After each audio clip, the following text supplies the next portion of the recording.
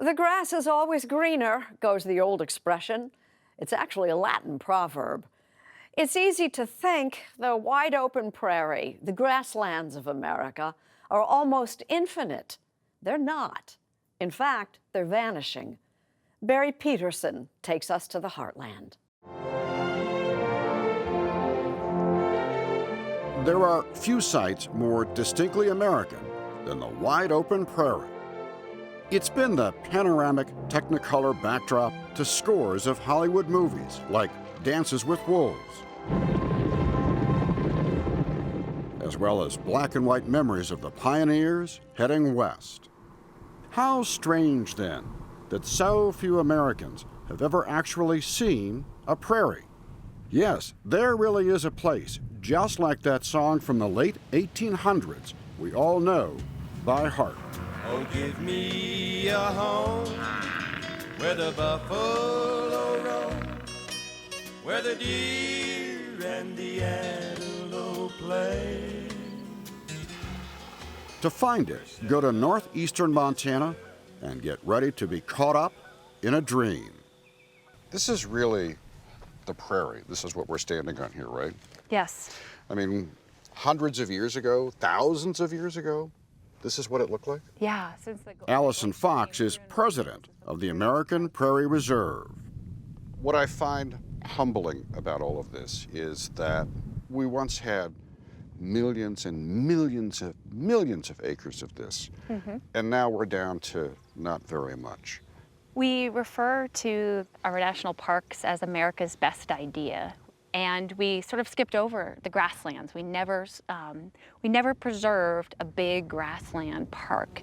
Which is why for the past 17 years, the nonprofit American Prairie Foundation has been working to preserve this vanishing home on the range by buying up as many cattle ranches as it can. So far, they've acquired a patchwork of land adjacent to land that is federally protected. The goal is to combine it all and create 3.5 million acres of open land.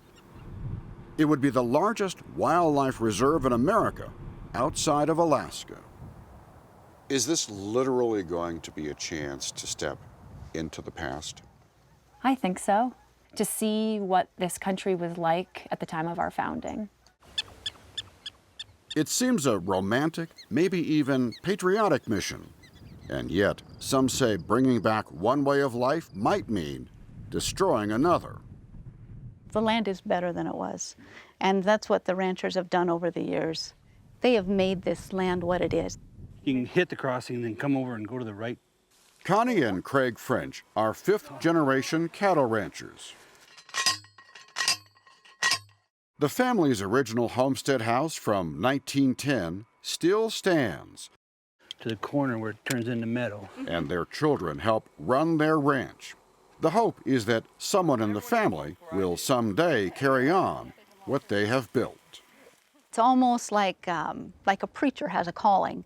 We almost feel like this is our calling, and it's our responsibility to hand it down to the people that come after us. The American Prairie people and you talk eloquently about a love for the land. Where does it diverge? Maybe when they want to buy our land and we can't be here. The part that is disheartening about when it goes to the American Prairie Reserve is that it's gone. It won't ever come back into ranching. The Frenches and other cattle ranchers are under no obligation to sell, but often the highest bidder for any property is the American Prairie Reserve. One of the things that people say is that you're the outsiders. You know, you raise money, you're from another place, you're not generations into ranching here. How do you answer that? Yes, the money is coming, some of it, from outside of the state of Montana, but we're building a public resource. We're building this for public benefit. And many argue that we all have a stake here. This is one of just 4 intact grasslands that still exist in the world. Grasslands are the most endangered ecosystem on the planet. Martha Kaufman heads the Northern Great Plains program at the World Wildlife Fund. We're losing 1 million acres per year. That's faster than the deforestation of the Amazon. Faster? Faster. More acres of prairie are lost every year than acres of Amazon rainforest. And that can have real consequences. Last summer, Hurricane Harvey caused catastrophic flooding in Houston, where in the last few decades, 3/4 of the prairie surrounding the city has been developed, leaving little grassland to soak up historic amounts of rainfall. When the grasses are intact and they're holding all this soil, they're a big sponge. When it's been plowed off, it runs off the top. Just imagine you change a sponge to a hard surface. Flood events become much more intense. Kaufman hopes people can one day appreciate the prairie the same way they cherish those other endangered habitats.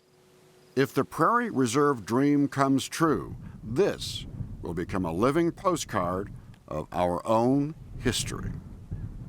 There's this one great quote that kind of summarizes it for me. To fall in love with the mountains, all you have to do is open your eyes.